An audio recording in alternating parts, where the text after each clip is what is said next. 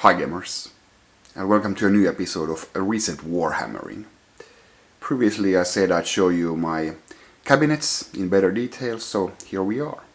This is my Stormcast cabinet with a couple of pieces of terrain here as well. You could say that Stormcast is my main army, at least when it comes to the model count. I am actually the proud owner of one of each unit that the Stormcast have. And the Stormcast have a lot of units. Naturally I haven't painted them all, but I painted most of them. So what you have here is one of each hero that I painted. And got here one unit of Judicators with bows and one unit of Judicators with crossbows. And one unit for each paladin build, and so on and so forth. So basically I just have one unit of each, with the exception of battle lines.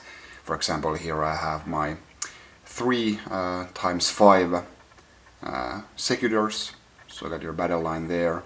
But other than that, it's just one ballista. I know you should have more ballistas than one, but yeah, I don't care about that much about maximizing your damage output. Just want to play with all kinds of units.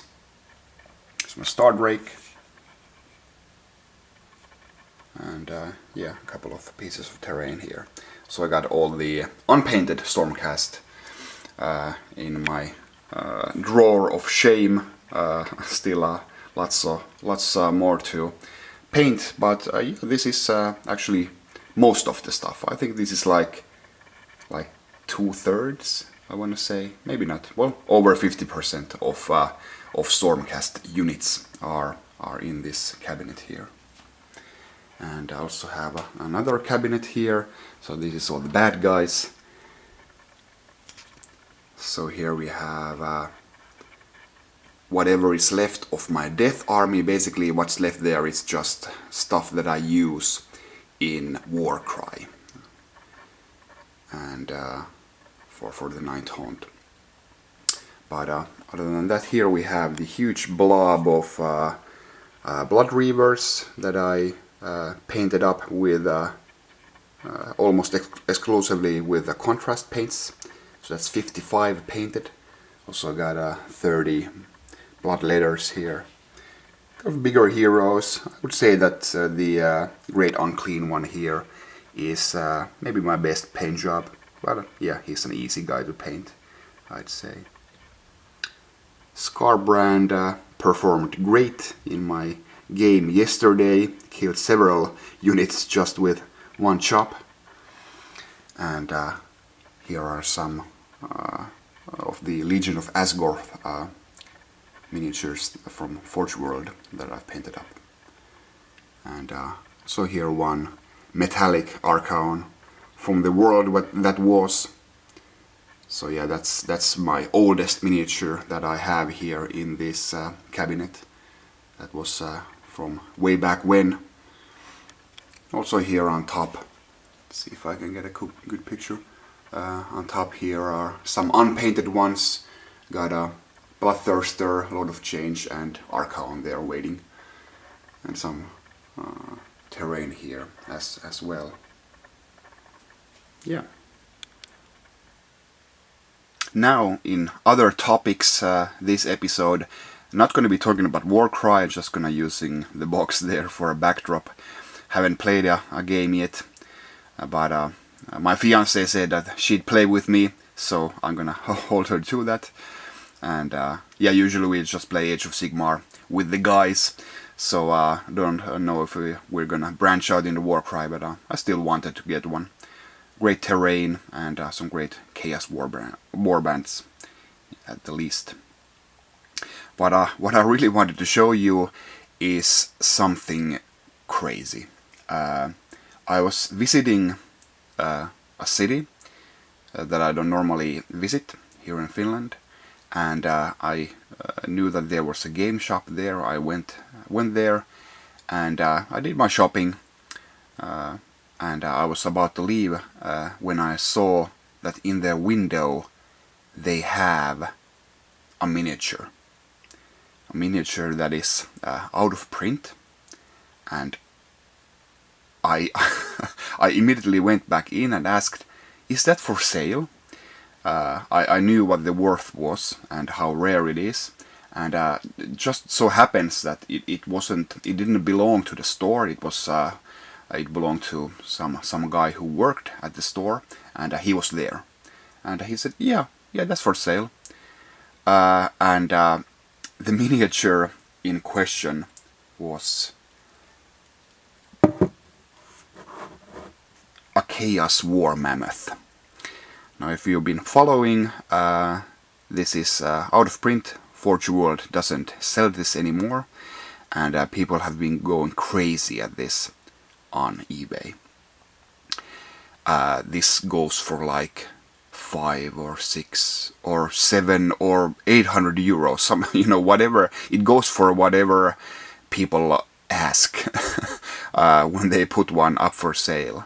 There are forgeries, of course, coming in from China or wherever, and even the forgeries cost like 300 euros. Not sure what this cost when it was brand new, maybe 200 euros or closer to 3. But yeah, the forgeries cost as much as this did when it was new, and people still paid. When I went to ask how much this is, the guy said 100 euros. Okay, I will pay 100 euros. Thanks. I paid that 100 euros as fast as I could and walked out of the store. So yeah, crazy. And it's not, pretty decently painted as well. It's kind of sunburned. I think it had been there in the window for many years. But yeah, how crazy is that?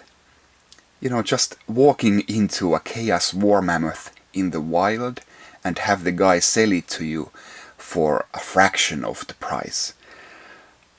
Yeah, crazy. This whole thing weighs like a bit under 2 kilograms, so like 4 pounds.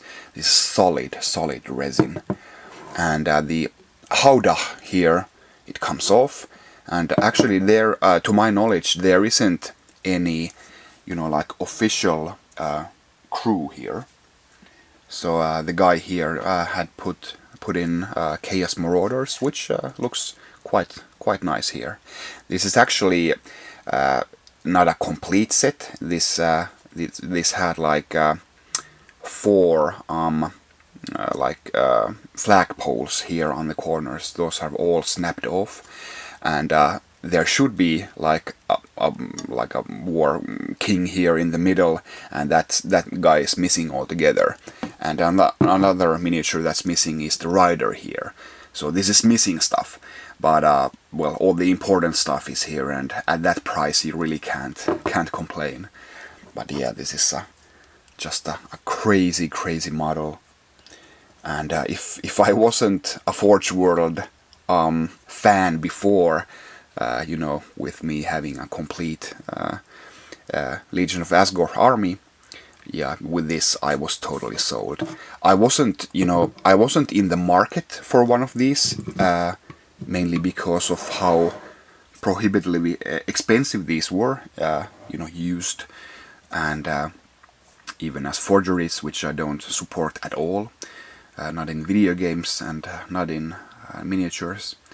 I wasn't looking around to buy one, but at that price I knew I had to get it, and even though I wasn't looking to add this to my collection now, yeah, I'm growing really fond of it. I haven't played any games with it. It should be pretty decent, with 320 points, I think, and like, well, dozens of wounds. Yeah, just fantastic luck. I think this is one of the luckiest things I've found in the wild, video games or anything. But yeah, like I said, I was on my way to becoming Forge World fan, and with that I really am, so I knew I had to get something else. Of course, I've been looking at the 500 euro huge corn dragon for a while, well, ever since they announced it, but I'm not quite ready to pull the trigger on that. So I got the next best thing. I got the Exalted Bloodthirster of corn. Let's see if I can put this here. Yeah, this boy is let's tilt this down a bit. This boy is not a little guy either, but he's not that solid of a piece of resin than the War Mammoth. But yeah, these wings. This is a huge model, and I just love it. The wings are pinned, but I haven't glued them on yet. So just for ease of painting later down the line. And also here are the two whips that go into the handle here, and I'm gonna paint these last. I'm gonna heat these up and curl them around here, make a nice dynamic whip pose here, and these are going in last, just so that I don't break them. But yeah, I just love Forge World. The detail is just so insane. Of course, these were even more insane back when you had your metal miniatures and old plastic ones, and yeah, Finecast didn't really help at all. So these were pretty essential purchases. You couldn't get anything near this type of detail in plastic back then. But these days, you of course you can. They design everything in their computers and have injection molding and everything. So these days you can get huge and almost impossible pieces done in plastic. But there's still something about the original resin kits. I'm not sure how old this is, but yeah, it's at least like 10 years, maybe even more. If somebody knows, let me know in the comments.